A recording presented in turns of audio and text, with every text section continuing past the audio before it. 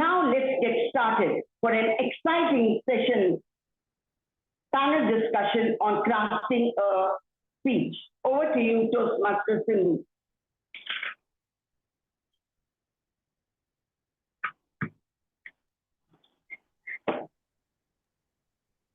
Thank you, Toastmaster of the evening, Toastmaster Sandhya, for that warm introduction. Namaste and good evening to distinguished panelists, fellow Toastmasters, and dear guests. Hearty welcome to you all on today's panel discussion, which is on writing a speech. Writing a speech is an art. Rather, it's a craft. A well-written speech not only evokes the desired response from our audience, but also invokes them for an action. A speech written in an impressive way and with an impact helps us develop and display a strong communication, leadership, and interpersonal skills. And in Toastmasters, we are supposed to master these skills. Today, we have 3 extremely experienced Toastmasters as a panelist who would be sharing their experience and expertise with us and help us to write a right speech in a right way with a right impact. Let me invite our panelists and introduce them one by one.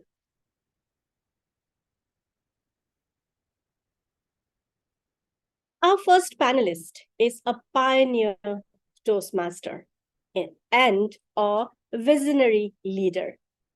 In fact, he needs no introduction. He is the current District 41 Program Quality Director, Toastmaster International, and District 41 District Director-elect for the term 2023-24. He is none other than distinguished Toastmaster Suman Sakya. Distinguished Toastmaster Suman Sakya is a consultant, certified trainer, and entrepreneur at Tangent Waves Private Limited. Since 1995, he has been involved in multiple entrepreneurial ventures, consulting and training on entrepreneurship and communication, and as an adjunct faculty of marketing and strategy. He is advisor at Private Sector Engagement, US AIDS Tire Nepal. A member since 2004, his home club is Everest Toastmaster Club, Nepal. Help me welcome distinguished Toastmaster Suman Sakya, sir, with a huge round of applause.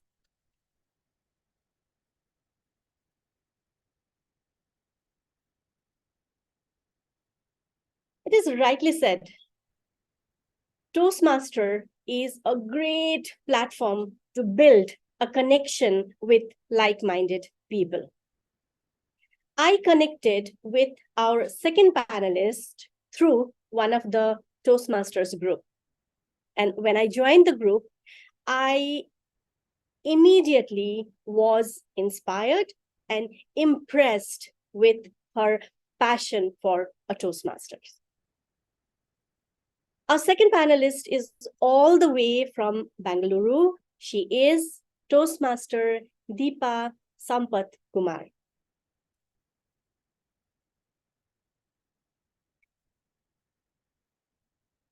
Toastmaster Deepa is a public speaking and communication coach and a very passionate Toastmaster for last 5 years. She has completed the Advanced Communication Gold, Advanced Leadership Bronze from the Legacy Program, and Persuasive Influence and Engaging Humor Paths from Pathways. She is part of Speech Weavers and Indira Nagar Pride Club in Bengaluru. She is a 4-time Triple Crown awardee, Master Mentor awardee, area level table topics winner, and division winner in evaluation contest in 2022. Division winner in evaluation and table topic contest 2023. She is well known for her interactive communication workshops on a variety of topics from vocal variety, body language, storytelling, to make a few. When she is not exploring more about public speaking, blogging, or dreaming about it, you can find her in her garden with her 200 unique plant pets.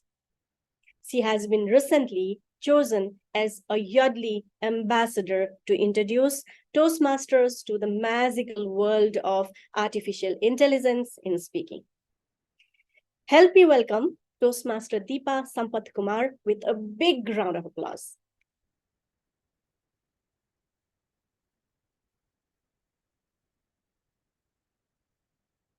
Our third panelist is an exceptionally creative person. She is someone who has been actively supporting our club in many forms, either being as a mentor or an evaluator during our club meetings. She is our very own Toastmaster Alpha Maya Sakya.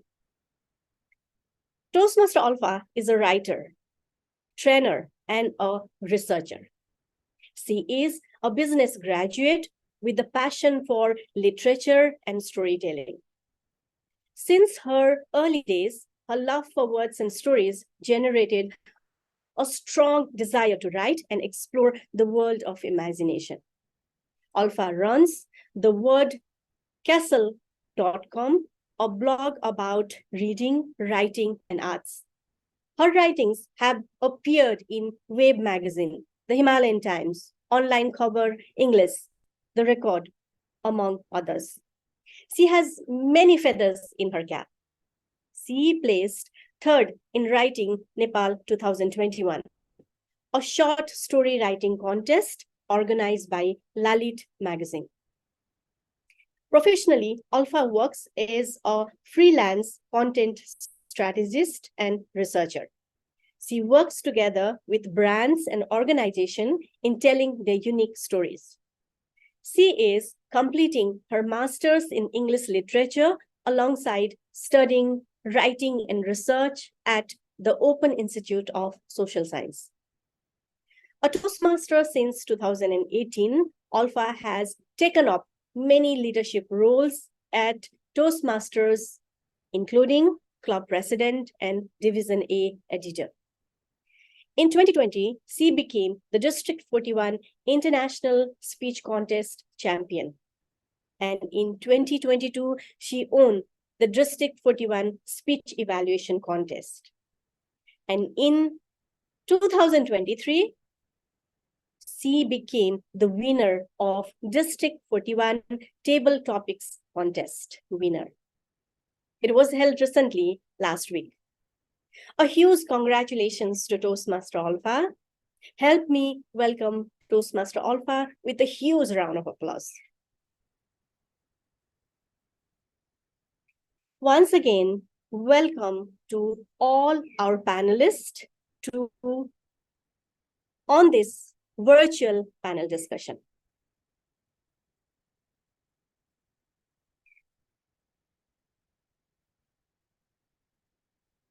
I cannot wait to learn and listen to our esteemed panelists. I'm sure all of you are. Without wasting much time, let's move forward with the most awaited session, that is panel discussion with our distinguished panelists.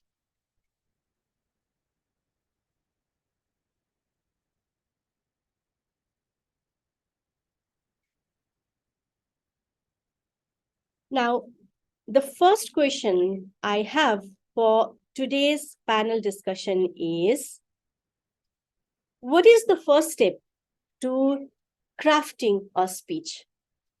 I would like to invite distinguished Suman Sakya sir for sharing his views on this topic.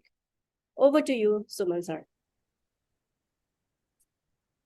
Thank you, Toastmaster Sindhu.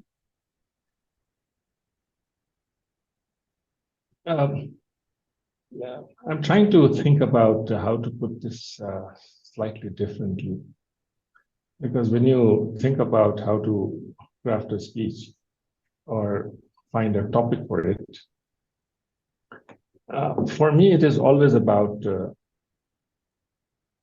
whom I am addressing, who are there in the audience. For me, that is very important, and how many they are as well, if it is possible. Because if it is, say, a bunch of students, then my speech would be different. So if it is college students, the same topic might need to be presented differently. And for adults, seniors, it could be differently. And for technical people, it might be different. So the first step would be for me is to understand whom are you addressing. And the second would be, what are you trying to convey? So if these two are able to be sorted out, your 80% work is done. Now, coming to a Toastmasters setting, you might have an objective to fulfill as part of your speech delivery. So if that is the case, then the objective becomes important as well. At the same time, whom are you addressing is also very crucial. So if we can take care of these things, I think we can take care of 80% of the work that we do to craft your speech. Over to Toastmaster Sydney. Thank you, Suman sir, for those words of wisdom. So the first and foremost points that we need to consider before crafting speech are the audience, number one. And for audience, we have to know the type of audience, whether they are children, whether they are college student, whether they are like our colleague. So depending on that, we have to modify our message and the content of our speech. And similarly, what is important is the objective of our speech, so that we can craft our message around the objective. Now, let me ask the same question to our second panelist, Toastmaster Deepa. Toastmaster Deepa, what is your take on this topic?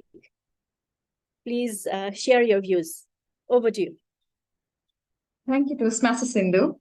For me, it's always understanding, why am I talking on stage? What is my message? What is my purpose behind delivering the speech? So we always learn that in a speech, there's an opening, body, conclusion.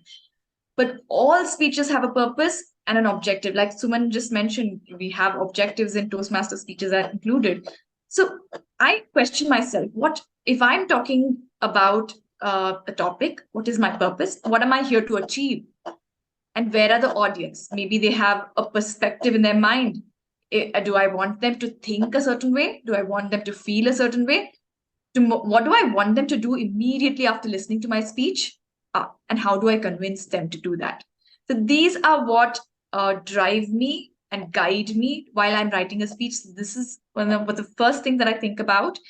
And they are like a compass for me to craft my speech. And I also try in the process to understand, of course, who the audience is. So it will be completely different if they're children, if they're adults, if they're from different regions.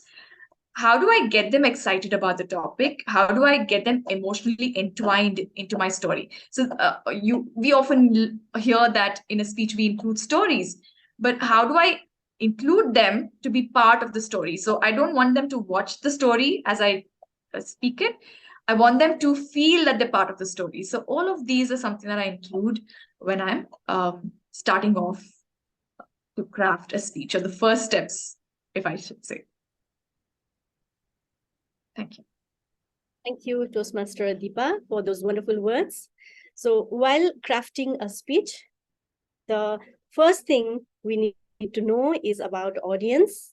We also have to take in account their interest, the purpose of our speech. So purpose could be either it could be the keynote speech, it could be for an informal session. So depending on that, we have to tailor the message and the content of our speech. And it's very important to tailor the content of our speech according to the need and the interest of our audience. Otherwise, it will not be effective. Now, let's move ahead with the second question of today's panel discussion, which is how to choose a topic for our speech.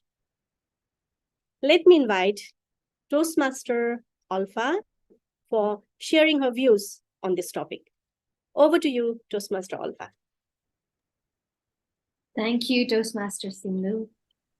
So for me, choosing a topic for my speech can come from the audience. Like, what do the audience want from me? Is there something they're expecting me? Also from my own experience, is there a story I want to share? Is there something I want to share about? Is there something that I feel like it might benefit? Or sometimes, you just want to share something because you feel something about it. It could be a joke, it could be a funny incident, So that could be one area where the speech topic can come. Also from our own expertise that we have gathered over the years. So there are usually these three things from where ideas or topics for speech come from my personal experiences, from the expertise that I might have, and what the audience might want or need from me in that particular moment. Sometimes you find like at our Toastmasters Club, we usually give our speeches.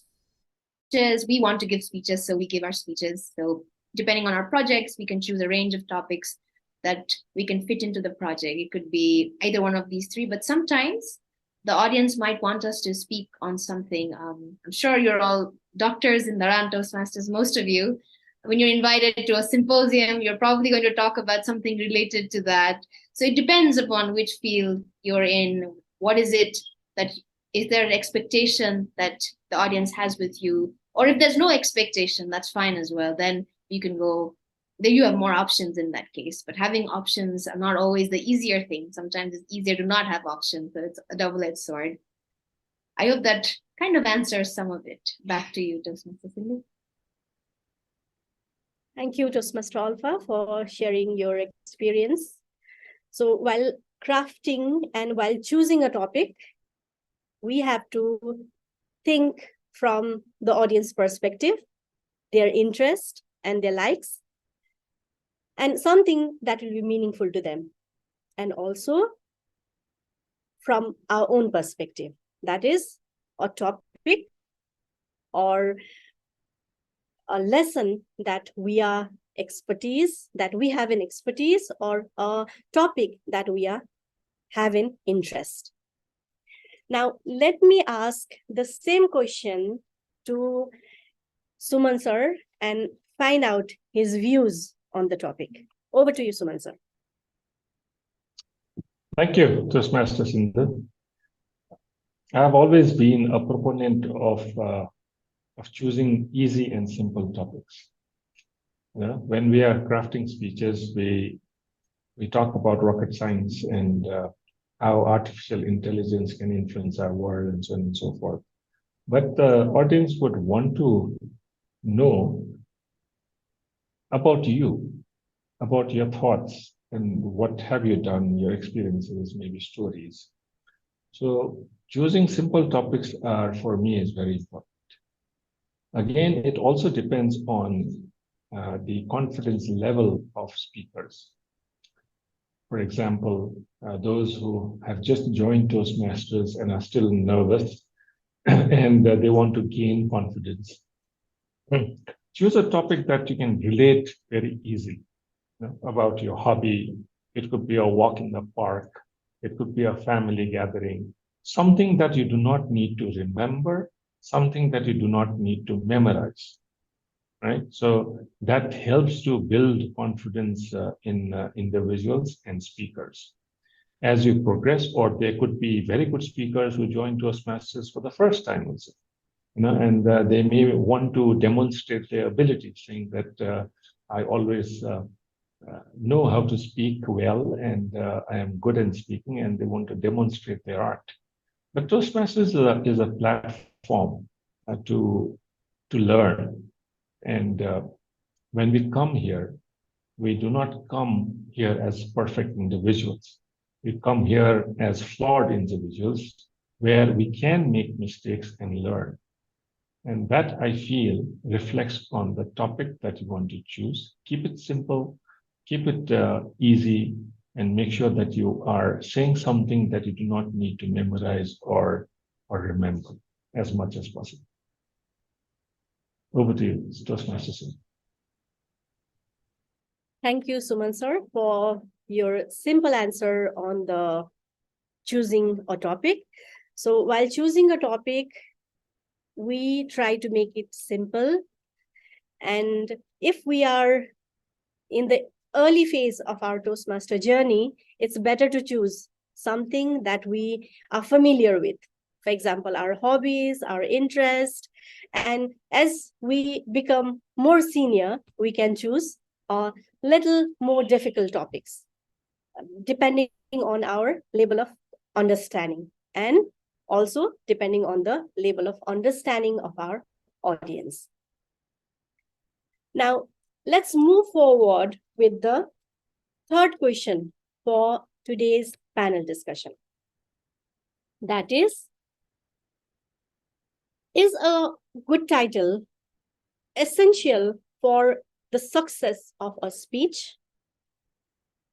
Let me invite Toastmaster Deepa for sharing her expertise on this topic.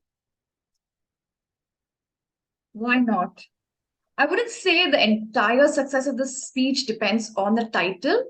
It is, though, an important part of successful speech. For example, the World Championship of Public Speaking, the reigning champion, his speech title was Dini, and it was from his Zimbabwean mother tongue, and people were intrigued. It's a way, it's like handing out a menu card and getting people intrigued, people getting thoughtful about what is coming. So that was a surprise element. Now, this is a prepared speech, and nobody went on to create a poster for this, or there was no need for publicity. This was a contest speech. So ideally, when the speech title is read, it shouldn't give away what he's going to talk about. It should have an element of surprise, which it was successful at. In fact, he made people also to pronounce the very exotic new word, Dini.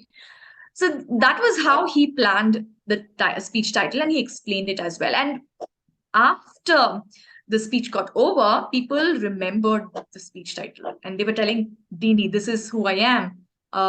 And they understood the speech title, and they got a new concept. It was almost like there was a new word or addition in the vocabulary. So that's one way of doing it. And another way is when we have to publicize, when there's, we have to gather an audience. And that is when we have to really tell them what is going to happen in the speech. So why not just, if, for example, I had given a presentation on vocal variety. So how do I get an audience to be interested in that session? How do I make the audience know whether there is something that they're looking for? So my speech title was Dull to Dynamic, Practical Exercises in Vocal Variety. So that made the audience know, okay, what is there in it? Should I be part of the audience? And they could make the decision better. So it's a way of, it's definitely adds to getting the right audience, to connecting with the right audience. And therefore, I would say title is important. And also, always retain that element of surprise as much as you can, rather than giving out completely what you're going to speak about. Maybe try to avoid the complete message. Honesty is the best thing, or you don't give out the whole message at the start. So that, okay, this is where the person is going to come. I would say that is what the title does. Thank you, Toastmaster Deepa, for sharing your experience with us. and the title is definitely an important element of our speech that makes our speech successful. And while crafting our title, it's better to make it something attractive and intriguing so that the audience will be curious about it and come for listening to our speech. Now, let me ask Toastmaster Alpha. Now, we already know speech is an important element for making our speech impactful. How to choose the title of our speech? How do you choose a title for your speech? Over to you, Toastmaster Alpha. That's a difficult question because titles are like this Deepa mentioned. I wouldn't say that's the most important thing of the speech, because the whole body, the speech in itself, if there's no value in the speech, having a fancy title wouldn't suffice. But how to choose a speech title would probably come from the speech itself. What is the speech about? Where are you taking the audience to? Is it going to be, if it's about leadership, then maybe something about leadership in the title, like a trailer of the film, not like too long probably, but title is not too long. So it's like trailers are probably easier than titles. Something that comes from the speech. It could be a catchphrase from your speech, or it could also be something that summarizes your speech without giving away the central idea or the main surprise element that you are trying to give out. Book titles are an interesting way to look at speech titles as well, because the book titles in itself, they're not too long, but they kind of give you an idea as to what that book might be, or more than that, they generate interest as to why you should read this particular book. So it can be intriguing, and it comes from the heart of your speech, the main meat or the main thing that ties your entire speech together. It can also be something funny or something, sometimes there are speech titles that are not directly related to the speech. They're like unique, or they're, shocking. But those are more of tools that has to be used very carefully. For most of us, I think simple titles that tell us what the speech is going to be about, like just a little bit of gist, can be a good way to enter. And you can always revise your titles. Sometimes some titles work with some kind of audiences. Sometimes it might not work. It's like book titles is like titles of essays or blog posts that we might be reading. So speeches are very, very related to other rhetorics that are available around us. It's not like speech is completely isolated. So I think all of the ideas about how to write a title can come from the entire speech and other rhetoric devices, other literary things that are around us. But a good and easy way would be to stick to the entire speech and what reflection can the title give about that particular speech that we are giving. Back to you. Thank you, Toastmaster Alva, for sharing your experience. So while crafting a title, it can be intriguing. The three characteristics that a title can have is it has to be short, it has to be simple, and relatable to one of the key messages of the speech. Now, let's move forward with the fourth question for today's panel discussion, which is, what are the basic elements of a speech? I would like to invite Suman sir for answering this question. Over to you, Suman sir.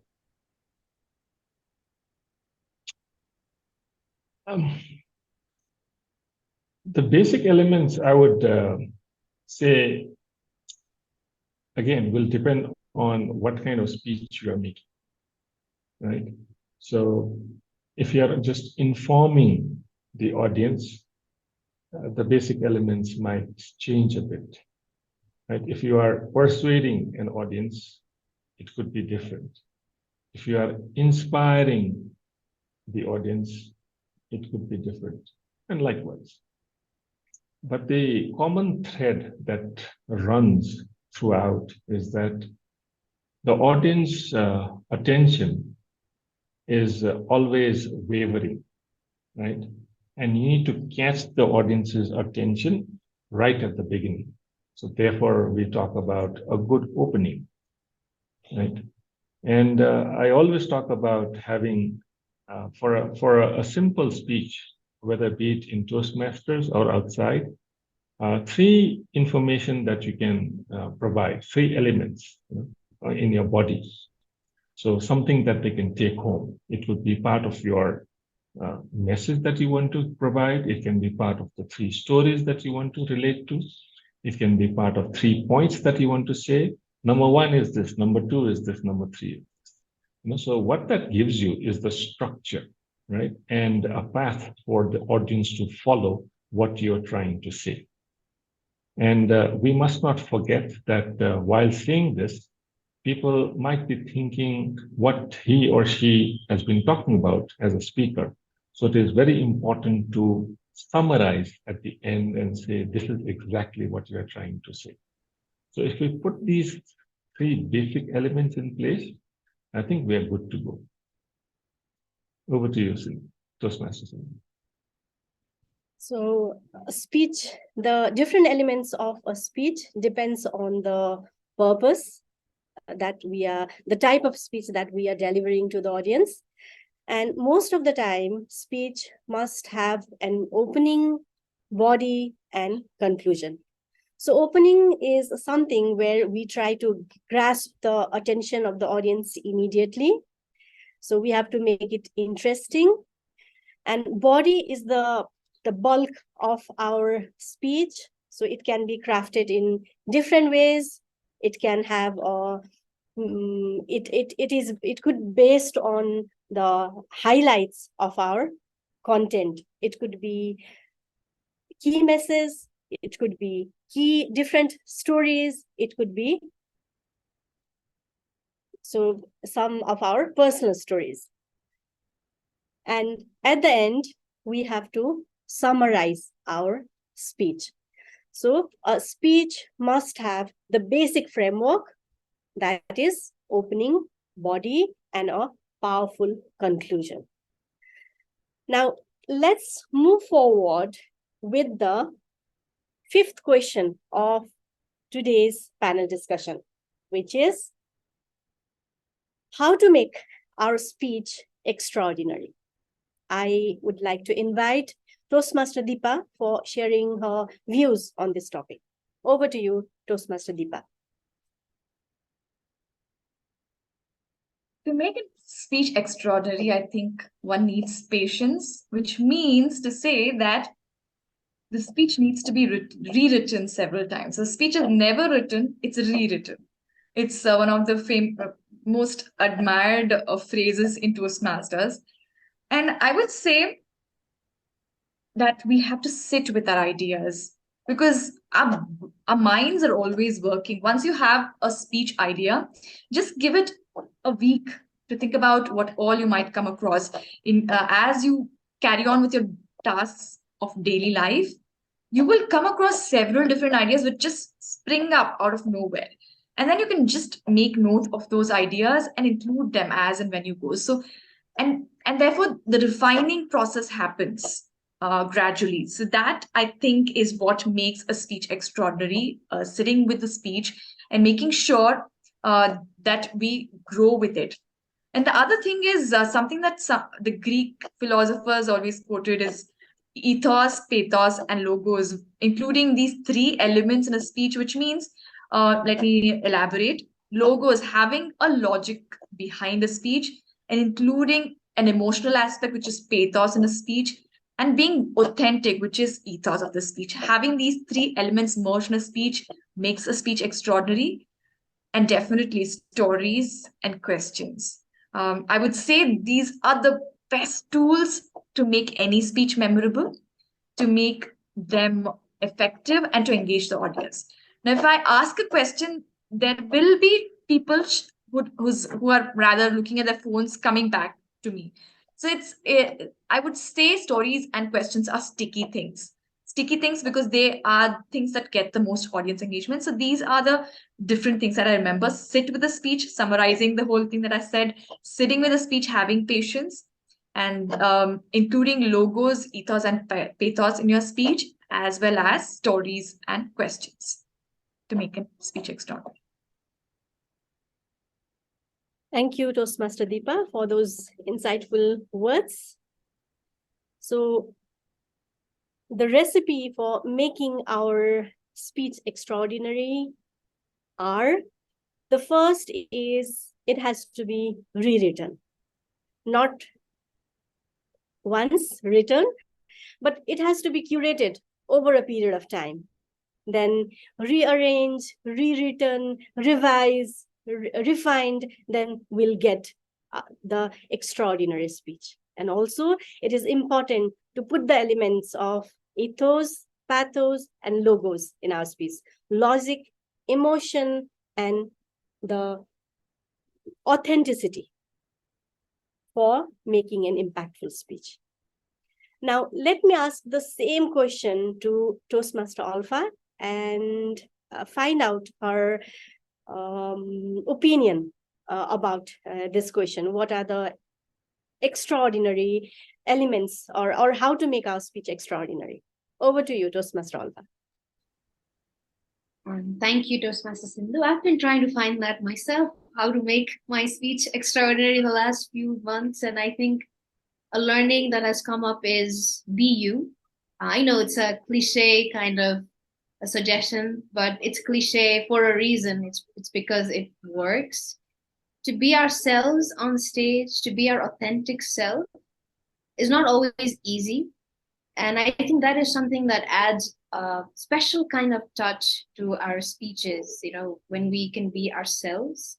And there are different ways of being ourselves, and there are different ways of keep on improving the things that might not feel like us on stage. We can master those elements. For example, I'm not good with humor, so I'm going to try humor now. And I think being ourselves is something that adds value. The speaker, the audience member should feel that the speaker is speaking from their heart, you know, they are themselves, so that they feel a genuine connection with the speaker. And then we can pepper in other details and other experimented stuffs to make the speech stand out even more. But it probably all begins with being ourselves on stage, and well, being ourselves is the whole thing wherever we go in life. So I think that can be pretty, it sounds very simple, but I find out that it's quite challenging, and it's something that we keep discovering. I hope that answers some of it. Thank you, Toastmaster Alpha, for those words of wisdom. So to make our speech extraordinary, sharing our personal story and being authentic is very important, because nobody can share our stories better than us. Nobody can express those stories better than us. On this note, let's move forward with the next question of today's panel discussion. That is,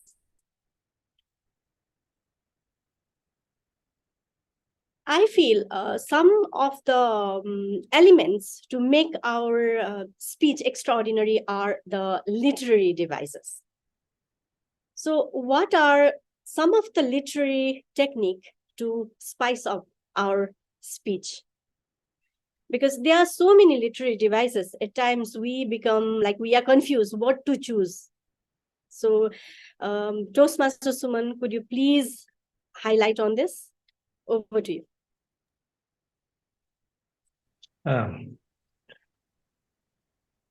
I have a different view on this, that we should not create expectations on speakers or those who are crafting a speech. I think these literary devices, as we call them, would possibly come to individuals who have already gained confidence and are able to deliver good speeches, right? So what I'm trying to say here is that if somebody is in the group, or somebody is being mentored, somebody has joined Toastmasters or have been there for quite some time, but they're still struggling with few skill sets, we would want the speaker to connect with the audience first, right? And that connection can happen when the speech is simple, when the speech is being said with so much of emotion, so much of connect from the heart, that the audience feels that, hey, this has also happened to me. This is also something that I can relate to. I think that learning is very, very crucial. Once we come beyond that, then yes, adding some spices to the food is always good. But you also need to be very sure as to how much of spice you want to add, because too much of spice also completely derails. And there are many tools to use, and some of them that we normally use in Toastmasters is one, how can you create a wave of emotion? One, it could be something sad that you say that people feel that, yes, there's even a cringe in the face that the audience brings out. And suddenly, then you say something very light and people get entertained. I do not necessarily stress on humor directly, because humor is an art that somebody sometimes they are gifted and they are able to make people laugh. But I think the entertaining part is very crucial, where humor can also be entertaining, but you don't need to make people laugh to make your speech entertaining. So that element is something that we can learn. And as we progress, I think when we talk about alliteration, you are down, desperate, and deconstructed, something that has those kind of words, or triads where you talk about finding a tall, dark, and handsome person in your life. So those things, rhetorical devices, adds a value, and some catchy phrases that you say in your speech that gets continued, and people and the audience can relate to it and maybe repeat those phrases. We have seen that, yes, that connection is being made. Even when a singer is singing, and when a singer is singing a line, it becomes so popular that the next line is sung by the audience. If you can bring those kind of effects, I think it adds spices to your life. But this is something I would not recommend to speakers who are in the initial days of learning. But these are skill sets that can be added. It's like trying to learn cycling, but mountain biking is another level. So if you are able to do this, yes, those things are beautiful. If you can come up to Kathmandu, move up to Thorangla Pass, the highest pass in the world, and cycle through, that is there. But it needs a lot of grit, determination, and skills to do that. Spices are good for life, but it must be taken in moderation. Over to you, Toastmasters. Thank you, Suman sir, for those wonderful words. So when it comes to adding literary devices, it's not necessary that we must add it in our speech. It depends on the experience and the expertise of the speaker. What is important is adding a variation in our speech. So it could be addition of humor, it could be a literary devices like alliteration, rhyming words, or any other thing that makes a variation in our speech, so that it keeps the audience engaging. And when it comes to the use of literary devices, less is always more. So we do not, it's better not to use so many literary devices and stick to few of them, only few of them. Now, next question is, what are some of the common mistakes done while crafting a speech? Let me ask Toastmaster Deepa for sharing her views on this. I don't know how many agree with me, but for me, it is always the timing. I write too long a speech most of the time and always struggle to compress it. So I would need a lot of iterations to get it squeezed up to eliminate the different parts. So that is one of the biggest thing to do is not knowing how much time our speech is going to take, not being aware of that, and just going on and taking the stage and taking that risk and saying, I think this is an 8 minute speech, or I think this is a 5 minute speech. But to be rather completely aware of how much time it will take is a very good idea. And the second thing is we usually have a very good start and then drizzle down in energy and even the content in the closing. So keeping both the opening and the closing equally exciting is also key. Retaining that energy we had in the opening as well as closing is another thing that I would say is another common mistake that I usually notice. And if I will include a part of the triad, I would add another one. It is including too many stories. You have so many beautiful anecdotes that you share. At the end of the day, the audience is confused. Okay, what did I hear? They don't even remember. There were so many interesting stories that they don't remember. So keeping the speech memorable and having only one thread that they can hold on to is also something that I would say is important. Thank you, Over to you. Toastmaster, for sharing your views. So when it comes to making mistakes, we must not be overambitious while crafting the content of our speech and must be able to tailor the content and the message of our speech according to the time allotted. And similarly, we must be economic with the use of stories or use of messages. So a speech must have only few key messages and few stories so that it will be memorable and impressive. And it's equally important to have the audience, keep audience captivating from the very beginning till the end of our speech. Now, it seems we are almost out of time because our dedicated timer has already shown yellow signal. So let me ask the last question of today's panel discussion. And nowadays, the speech crafting by artificial intelligence is the talk of the town. So can a speech written by artificial intelligence be better than human writer? What is your take on this topic, Toastmaster Alpha? Over to you. AI is everywhere. AI is after my job and my entire career, it seems. My thought about, I don't think using AI is bad. It's a tool, just like so many tools that we have. Thanks to the courtesy of the development that we've had in technology. But imagine this. You ask your AI, the AI to write a poem for you, for example. Let's say, write a heartbreak poem, let's say, and then the AI gives you 5, 6, 10, 20 lines. What do you feel about that poem as you're reading it? An AI cannot possibly have a heartbreak. So, what's the whole point of AI writing that to you compared to a person, a real human being writing that? I think the whole purpose of speech and words and language in general is a big part of it is connection.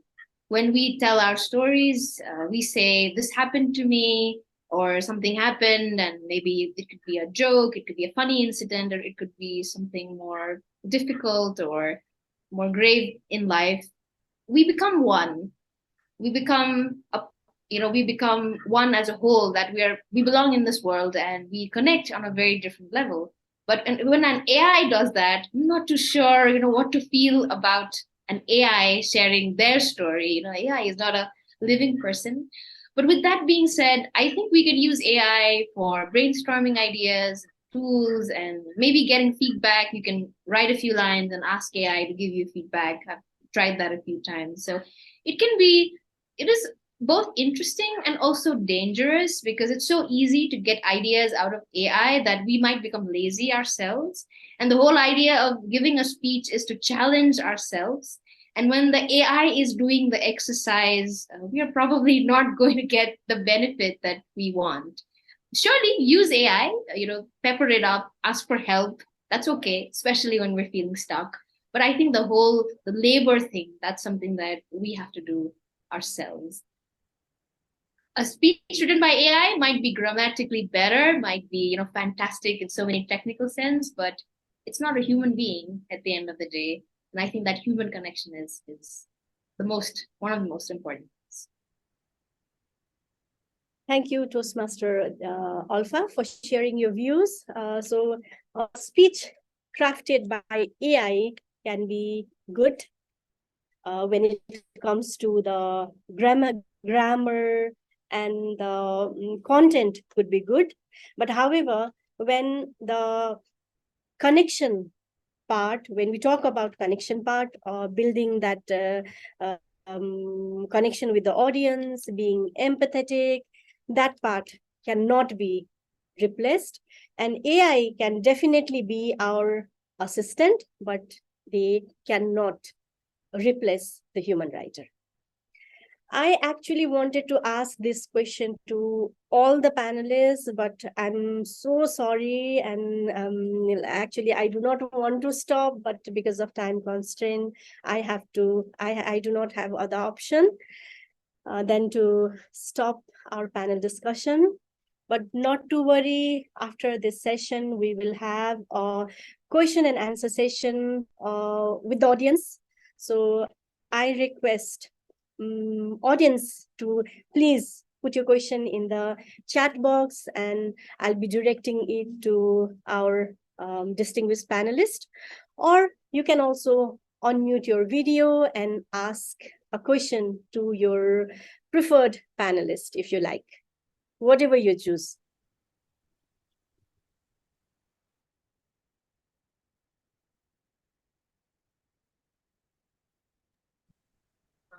I have a question. Yes, Toastmaster Aisha. So this is regarding the title of a speech. Now we just discussed that the title of the speech should have some surprise element. So in one of my earlier speeches, I had a title which was not very, which did not, show the content of the speech, which did not convey the message of the speech very clearly. It kept the message as a surprise. The evaluator gave me a comment that the speech title should give a gist of the title, of the speech. The next speech, I did that, which conveyed the message of the speech. I got a comment that the speech title should have a surprise element. Now that left me very, very confused on what should be done. So can you please enlighten me on that? Can I take that? So I would like to direct this question to distinguished Toastmaster Suman sir. It's $1 million question, right? For me, titles are the last thing that you want to do after preparing your speech. Many people have they say that I'm writing a speech, my title is this, can you help me? I think that's the wrong approach. Yeah, sometimes you get a very good title, very sounding, very rhymey title or whatever you have, you like that title.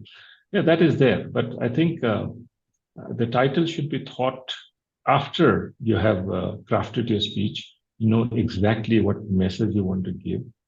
And title is like a brand, it showcases what is inside. So there are suggestions to speakers or speech writers that you need to have an element of surprise, you need to have so and so, this and that. I think you need to go with your gut feel as well. As earlier panelists have put it, you need to reveal a little but not entirely. It's like a trailer. So if you can just maintain that, I think it is good enough. Whether be it a surprising element, be it a question mark, or be it a phrase, that is okay. But it must gel into what you want to convey as a message. That is more important than whether you want to make it intriguing, secretive, or a statement. If that helps. Thank you, Toastmaster Suman. I hope that answer your question, Toastmaster Aisha. Now, next, I see Toastmaster Anju raising her hand. Please put your question forward, Toastmaster Anju. Yes, good evening, dear panelists and the moderator for such a wonderful session. My question, this is one of my favorite questions to ask whenever such kind of session is going on, because every time this creates a confusion when I sit and write a speech, and even after I deliver a speech, the comments and the feedbacks that I get. What is the balance between the story you tell and the message you give?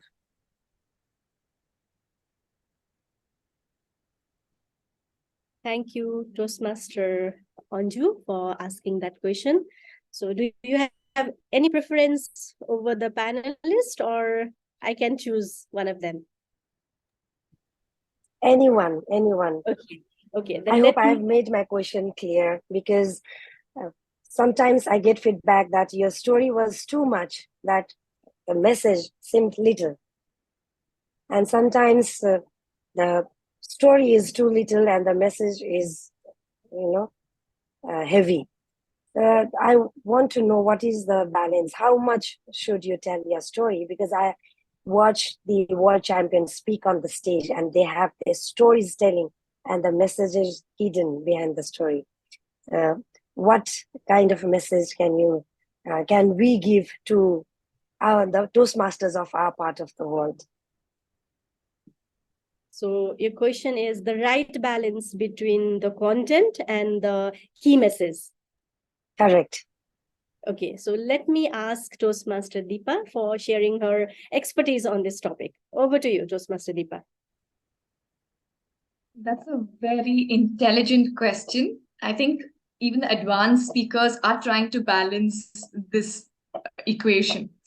And I think personally, the message comes up several times in a speech. For example, if you've heard a world champion speech again, I see something in you, which is really famous. The message is contained in that title.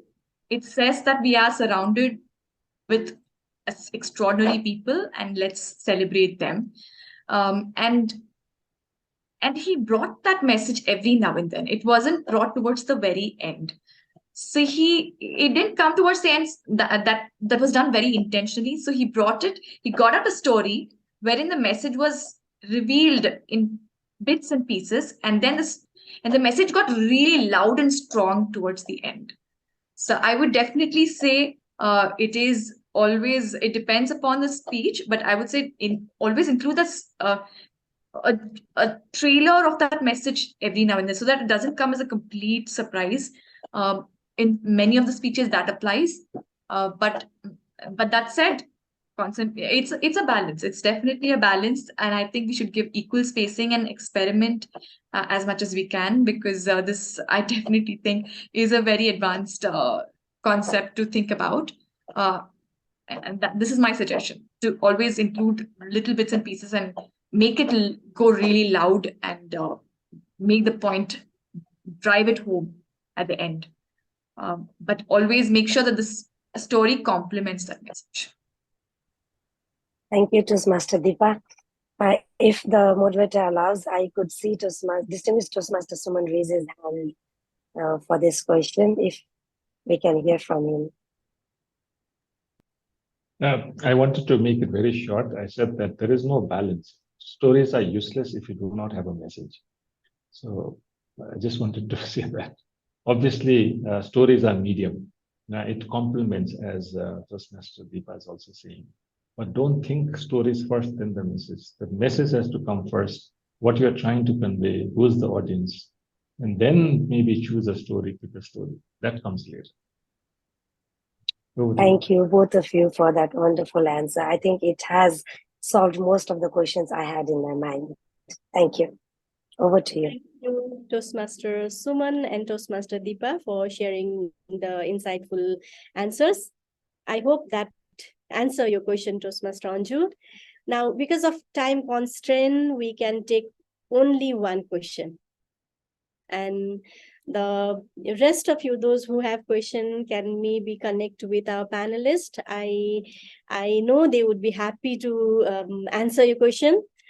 So I would be able to take only one question, last question.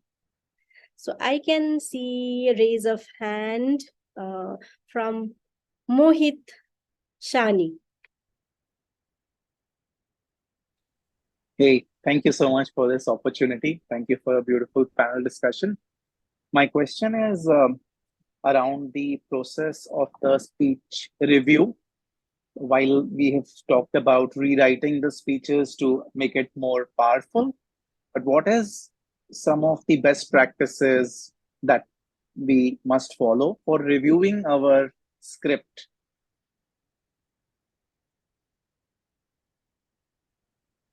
Toastmaster Mohit Shani, guest, could you please repeat it once? Sorry, is my audio okay? Yeah, it's okay. Okay, sure. My question is around the process of the script review. Right? Do we, while I understand that we must rewrite our speeches, but is it also advisable to review our script content with someone?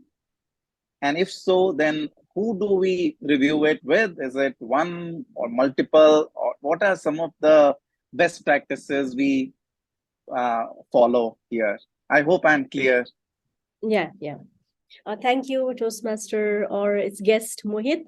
So the question is, we have to rewrite our speech and review it repeatedly before delivering it. So who would be the best person to review it beside ourselves? So whom to approach? So I request Toastmaster Alpha to please share your expertise on this. Thank you for that question. I think the simplest answer would be your mentor who has been around with you. You can obviously ask your mentor what he, she, or they think about your particular speech.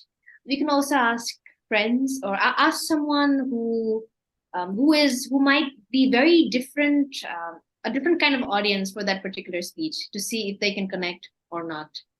There are some stories that connect with everyone, and there are some might be a little technical, or it might be a little different, on the basis of what the situation is. So find someone who might not be exactly the audience who would understand it. For example, if you tell a story about a husband and wife, so people who are married would probably understand it directly from their real life experience, but those who are not married might not. So you can check with them, does it make sense? Can you understand this even though you are not married? Or, a check. I think that the mentor is the first person, and maybe audience members, like a diverse group, to see if most of the people can understand the point that we're trying to make. I hope that answers the question. I hope it's clear. Guest, If I could add, yes, Toastmaster. So now I'd like to bring out the AI part.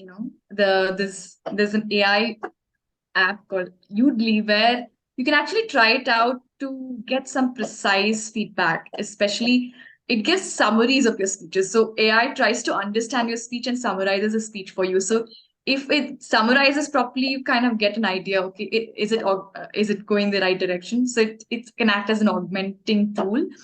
And of course, the R's and Ums, it's the most effective way to track your R's and Ums. Udly is really good at that. So Udly can help you in that. And the second thing is get feedback with as many people as you can. You can also do that using Udly. So you just record your web speech and take the email addresses of whoever you want to take feedback from and send it to them. So they can go and watch the speech, and they can send you precise feedback. They can tell, okay, at 4 minutes you did this, at 5 minutes you did this. So the more feedback you have, the better you get equipped. And it's not like you have to incorporate every feedback. Like I think we had Ayusha telling which is the right way to take the title. I received conflicting feedback. So you take all the feedback and think yourself, does it make sense, and then incorporate it. I think the more the feedback, the better you get.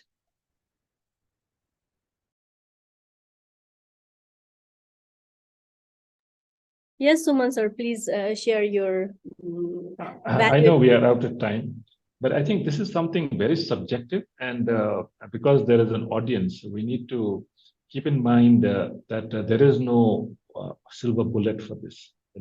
I know that Mohit is a district finalist in the ISC competition, and he was there at Oration, and he might be asking this question from an international speech contest perspective, right? Whereas others might be thinking about reviewing from a club speech, or maybe speech at your society.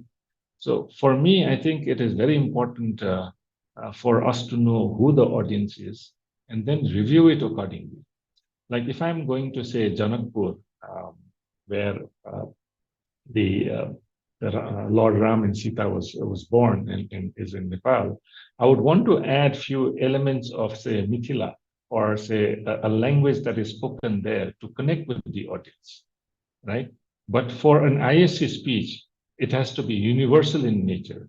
Any reference that is being taken has to be understood by your audience. Is the judges that comes from different regions across the world, that whatever reference you take must be understood by them, whether the person is from Latin America, whether that person is from Europe, whether that person is from Africa or from Pacific Asia. So at different levels that review happens. And I feel that when we do reach that level, that kind of review, that kind of that astuteness in trying to understand each line and each word that you use will need to go in. But from a general perspective, I still feel that the audience reaction is very important, and accordingly, review. I just wanted to add that element to this answer. Thank you very much. Thank you, Suman sir, Toastmaster Alpha, and Toastmaster Deepa. Wow, what an incredible panel discussion, or rather dissection on crafting a speech we had today. Some of the most valuable insight that I could pick out from today's panel discussion are: the first and the foremost step while constructing our speech is our audience, their interest and needs. When choosing a title, we have to choose something that is interesting and meaningful to the audience, and also something that will be interesting to us. A good title definitely is an important part of a successful speech, and it has to be short, simple. It can be intriguing, not revealing the main content, or sometimes, particularly for the informational type of speech and the keynote type of speech, it can be a representative of the main highlight of our speech.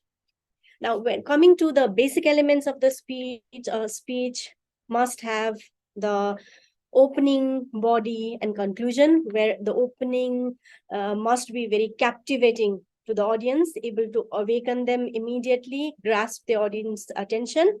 Then body, the major bulk of speech, consisting of the stories, messages, and the conclusion is the summary and the powerful take-home message that remains memorable even after the speech is over. Now, some of the recipes for making our speech extraordinary is sharing our personal stories, making it unique, because no one can express us better than ourselves. And when it comes to use of literary devices, we can use it. It's not necessary that it has to be used, but always we must not be over ambitious and use it depending on the type of speech and according to our comfort level. And some mistakes that are done when crafting speech is being over ambitious and not able to tailor the content of our speech, so that during the delivery, the speaker has to rush through the content and it will not be effective. And can AI be better than human? Definitely not. AI has the artificial intelligence, but definitely not the emotional intelligence. On this optimistic note, I would like to thank all the panelists of today's panel discussion from the core of my heart for accepting our invitation, for spending your precious time with us, and more important, enlightening us with your commendable talks and tips and tricks on writing a right speech in a right way with a right impact. It was an honor to have you as a panelist in our panel discussion. I'm sure all of us would be able to apply the lessons and learnings that we had today in our practice and construct an extraordinary speech. We love to have you back in our speech in future meeting. Thank you all the panelists once again. I would also like to thank all the members of the audience for your lively presence, interactive participation, and helping us to make this panel discussion a huge success. Now, we have almost come to the end of today's panel discussion. I request our tech master to please offer token of appreciation, the certificate of appreciation to our esteemed panelist. Toastmaster Parinita.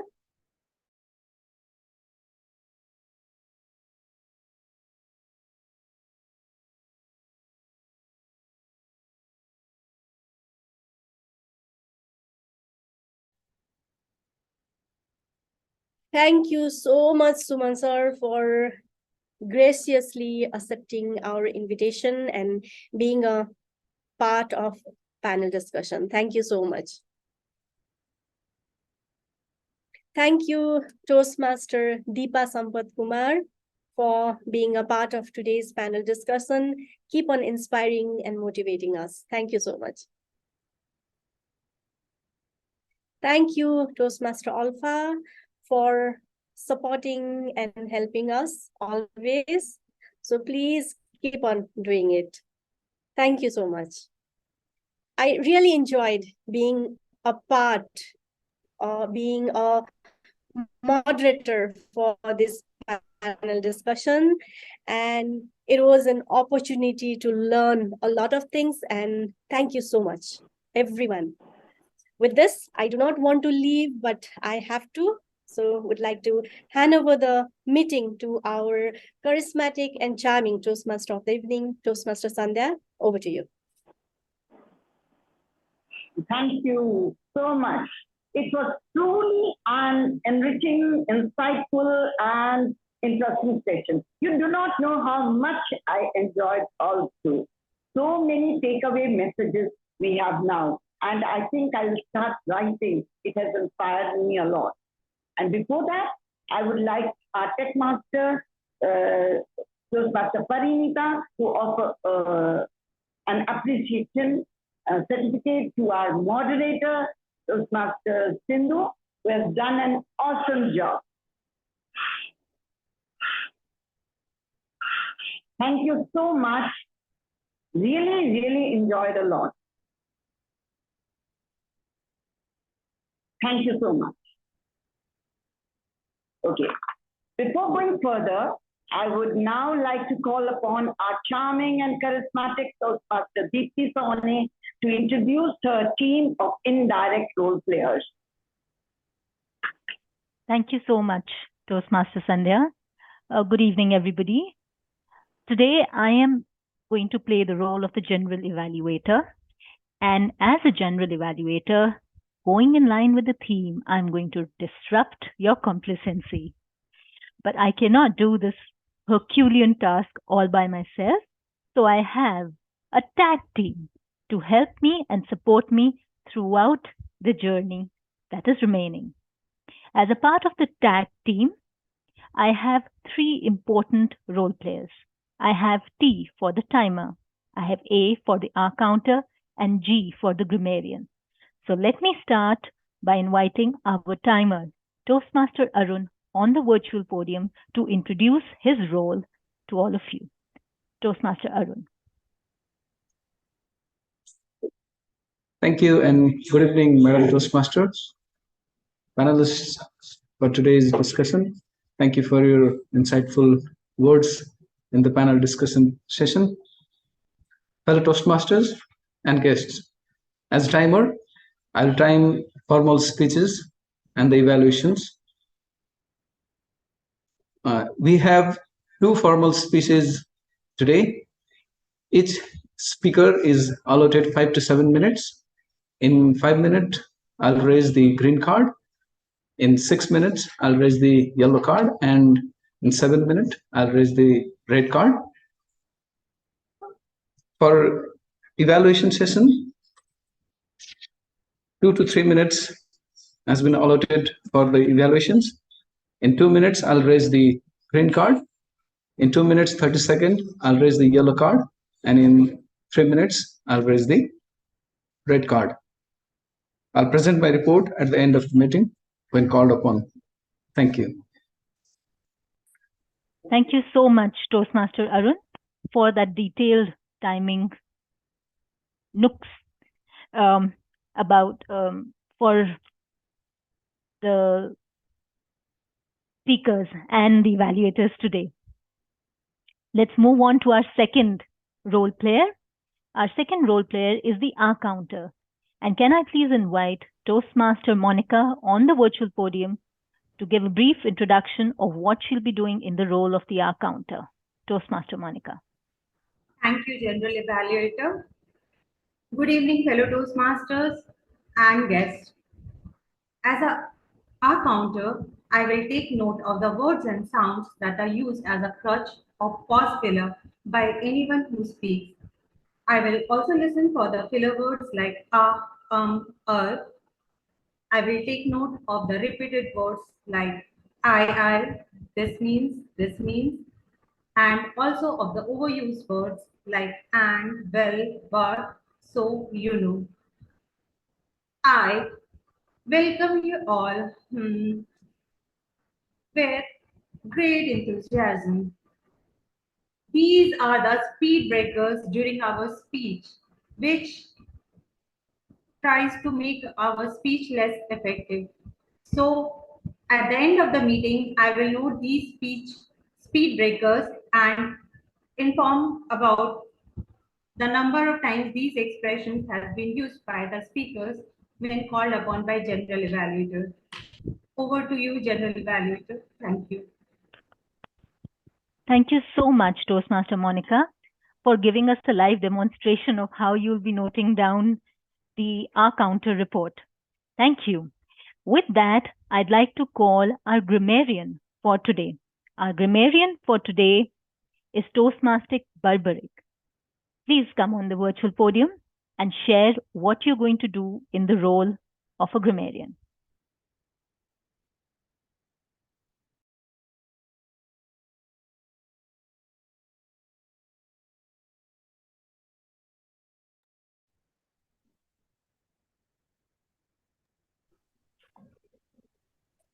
As grammarian, it is my responsibility to pay close attention to all speakers, listening carefully to their language uses.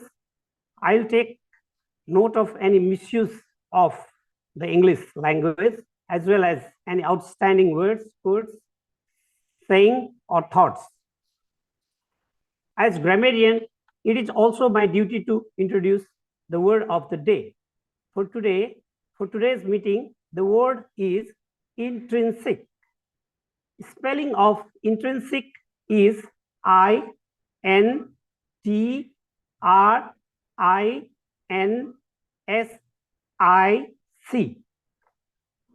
It is an adjective which means being an extremely important and basic characteristics of a person or thing. An example of using word is an intrinsic part of budgeting is keeping costs down. Each speaker is encouraged to use the word of the day. I'll give a word of the day report and grammatical use report when called upon during the meeting. Thank you, Madam Toastmaster. Thank you so much, Toastmaster Barbaric, and for the word of the day. I would encourage everybody in the meeting to participate and use the word as much as they can so that it gets into the system. And when we go back, we have a new word added to our vocabulary. And in case it's not new, then it's a refresher. So thank you. With that, I'll hand over the virtual podium back to Toastmaster Sandhya. Thank you, Toastmaster Deepthi Sone, our general evaluator, for explaining your role and for introducing your sparkling start scene interesting things. To go further with my team, complacency is a trap. It will lead you to mediocrity. So, we should always strive to become excellent. We should break the shackles of complacency. Now, let's go further. It's time now to begin with our featured speech session. The first speech is by Toastmaster Amita Agarwal. She is a homemaker and she has two handsome boys. She loves to dance and listen to music. She is passionately into fitness journey to yoga. She is an avid learner and loves to experience everything in life. She calls herself a proud Toastmaster. She will be evaluated by Toastmaster Vidya. I would like to call upon Toastmaster Vidya to explain her speech, project, level, and result. Thank you so much, Madam Toastmaster. Warm greeting to everyone present. Today, Toastmaster Amita is giving her Level 2 Project 1 speech, Understanding Your Leadership Style. And the purpose of this project is for Toastmaster Amita to understand her primary leadership styles and also to share some aspect of her primary leadership style or discuss leadership styles in general. I wish